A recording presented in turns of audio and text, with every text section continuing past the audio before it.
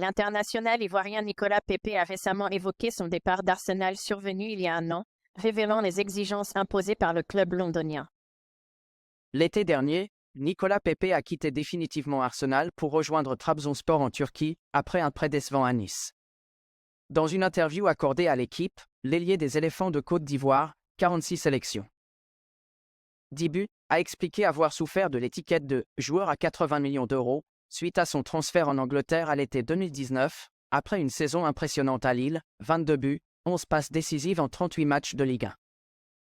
Sous la pression du montant élevé de son transfert et des attentes du club, le gaucher de 29 ans n'a pas réussi à s'imposer, se contentant de quelques apparitions lors de sa dernière saison avec les Gunners. Ce qu'il décrit comme un traumatisme a impacté son retour en Ligue 1 en 2022 à 2023, à Nice. Sincèrement, je n'avais pas pris en compte cet aspect. À Arsenal, j'avais subi une sorte de traumatisme, comme si on m'avait arraché ma passion, j'avais un dégoût pour le foot. À force de ne plus jouer, je me demandais pourquoi je faisais ce métier. Je doutais au point que je réfléchissais à tout arrêter, a-t-il confié. Je me demandais comment on avait pu autant s'acharner sur moi. On a été jusqu'à me qualifier de plus gros flop de l'histoire de la Premier League. Mais j'ai refusé de me morfondre.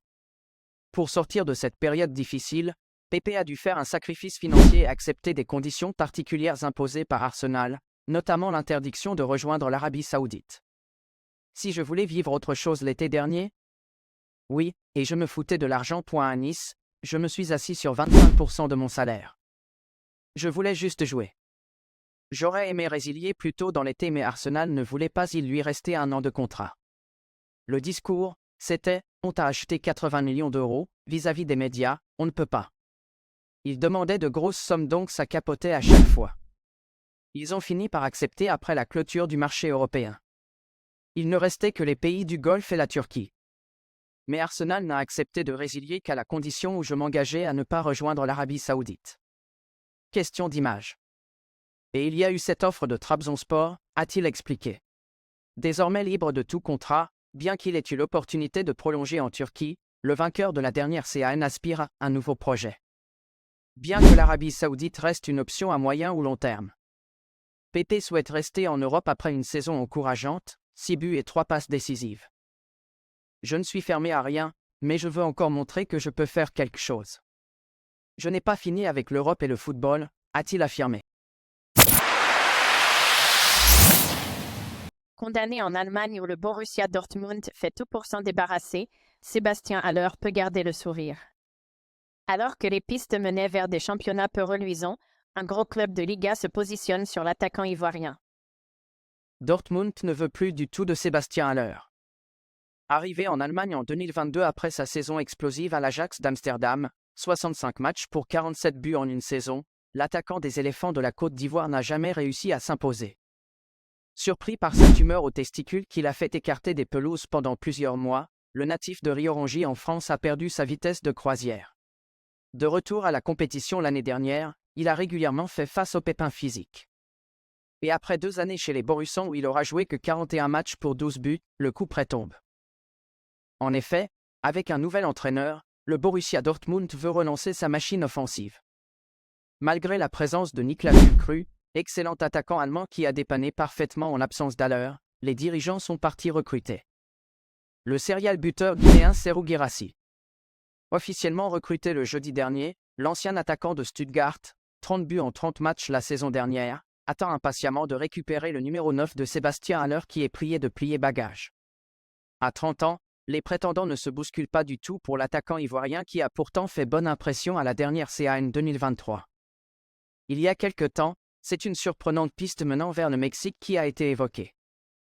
Mais malgré le gros pactole financier qu'il pourrait toucher dans le championnat mexicain où se trouvent certains grands noms comme André-Pierre Gignac, ancien Marseillais, Sébastien Haller attend de voir d'autres possibilités, surtout en Europe.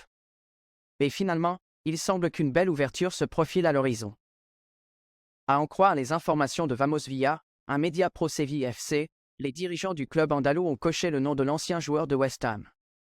En effet, pour remplacer leur attaquant marocain, Youssef En-Nesyri, qui se dirige vers la Turquie.